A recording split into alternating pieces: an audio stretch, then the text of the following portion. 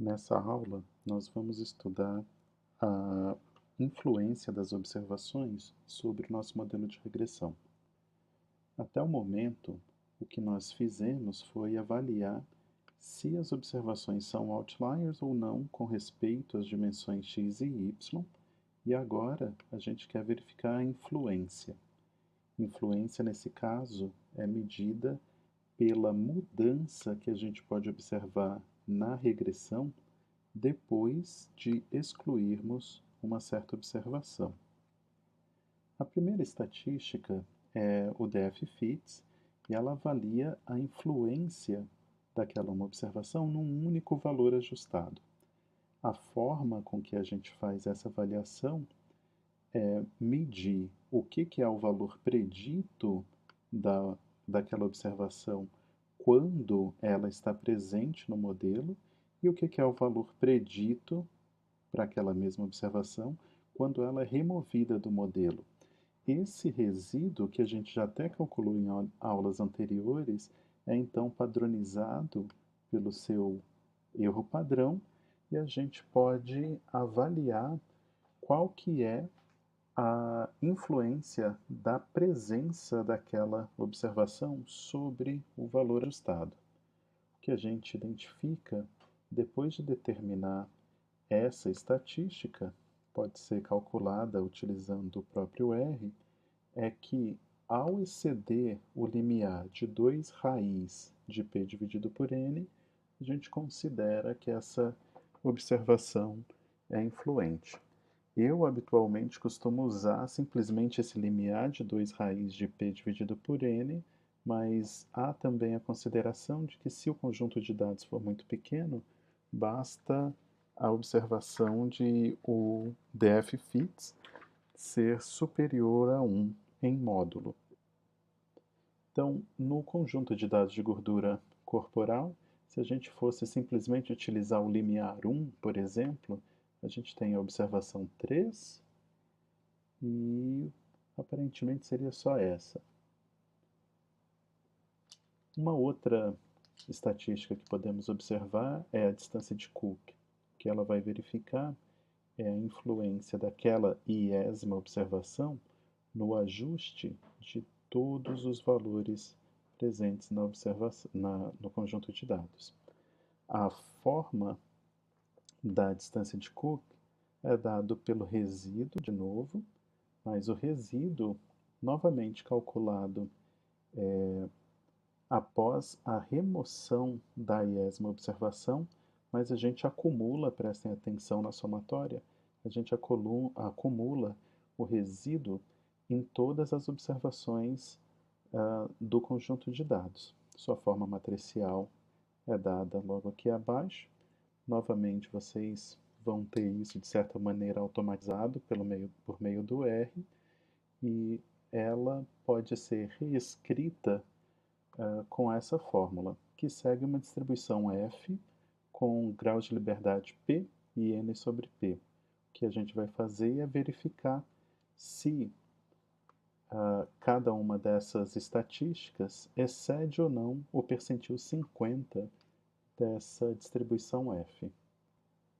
Utilizando esse critério, a gente consegue calcular a distância de Cook utilizando o comando cooks.distance.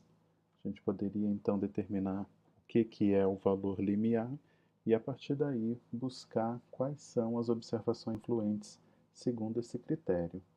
A gente tem então que a nossa terceira observação tem o valor 0,49. A gente pode observar a distribuição F e a partir daí decidir se essa será uma observação influente ou não. Uma outra métrica é o DF-betas. O que ela faz é verificar, após a remoção da iésima observação, quanto que muda no meu beta. Então, beta chapéu K é o beta determinado com todas as observações, beta chapéu K, parênteses I, é o mesmo beta chapéu calculado após a remoção da iésima observação. A gente mede essa distância e padroniza também pelo seu desvio padrão, e o que a gente vai observar é se o df beta for superior em módulo a 2 dividido pela raiz de n, essa observação é influente. Novamente, para bancos de dados pequenos, você pode utilizar o limiar 1, mas na prática eu costumo ficar mesmo com esse 2 raiz de n. Dentro desse escopo, a forma de você determinar quem são essas estatísticas é utilizar o comando dfbetas no próprio R. Ele vai apresentar para você qual que é o dfbeta de cada uma dessas observações. Supondo aqui 20 observações, a gente vai ter aproximadamente como limiar 0,44. Então, qualquer observação com dfbeta superior a 0,44 em módulo pode ser marcada como uma observação influente em termos de dfbetas. Então, veja, a observação 3 é uma delas. Deixa eu ver se eu identifico outra. A observação 14, em termos do intercepto, também. A outra maneira de a gente buscar essa identificação é usar o comando influence measures, e aí você apresenta qual que é o modelo. Ele vai apresentar quem são os df-betas, df-fit e a distância de Cook, além da informação da matriz chapéu, o HII. Ele já marca para a gente algumas observações, então veja a observação 3 e 5 e também a observação 15. Num outro critério, a gente pode olhar também inflação de variância. Inflação de variância, ela acontece muito comumente quando a gente tem, por exemplo, correlação entre as variáveis preditoras. Então, esse problema da multicolinearidade pode estar associado com inflação da variância. O que a gente vai procurar medir, então, é esse fator de inflação. Então, veja, no nosso conjunto de dados de gordura corporal, a gente tem menos 19,22 e 0,65 como preditores. Ao adicionar uma outra variável, o nosso modelo muda bastante.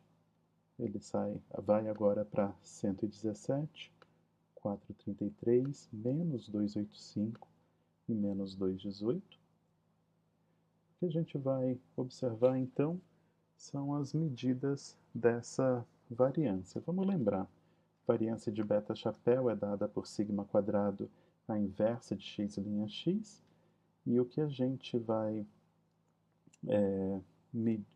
usar para medir esse impacto de multicolinearidade é fazer a transformação de correlação. Então, dessa maneira, o que a gente consegue observar é que o fator de inflação para o beta-K vai ser o késimo elemento da matriz inversa Rxx. Então, aqui a gente vai ter que a variância do nosso beta-K chapéu vai ser 1 sigma quadrado vezes o seu fator de inflação. Esse fator de inflação pode ser reescrito como a inversa de 1 menos r quadrado k, onde r quadrado k é o coeficiente de determinação da regressão xk nas demais variáveis preditoras. É importante vocês observarem o que significa isso. Então, seria eu pegar a variável xk e fazer a regressão dela nas outras variáveis. Se eu tiver um bom ajuste, esse r quadrado k ele vai ser bastante alto, por exemplo, tendendo a 1, de forma que o fator de inflação vai ser 1 dividido por 1 menos 1, tendendo a infinito. Quando RK se aproxima de zero, o fator de inflação ele é igual a 1. E aí esse caso em particular, de r quadrado igual a zero, é o caso em que a gente não tem uma associação linear entre as variáveis. Então, utilizando o nosso conjunto de dados na escala original, novamente, ao fazer a regressão em x1, x2, x3, temos lá 117, 4, menos 285 e menos 218. Ao fazer a regressão padronizada, padronizando essas variáveis, a gente tem como beta chapéu para x1 4.2, menos 2,9 e menos 1.5. A gente pode utilizar o pacote CAR, que traz ferramentas de auxílio para modelos de regressão, e vocês vão observar então o comando VIF, que determina para você quais são os fatores de inflação de cada uma das variáveis. A gente vê então que a variável x1 tem um fator de inflação bastante elevado quando comparado às demais, 708, depois 564 e depois 104.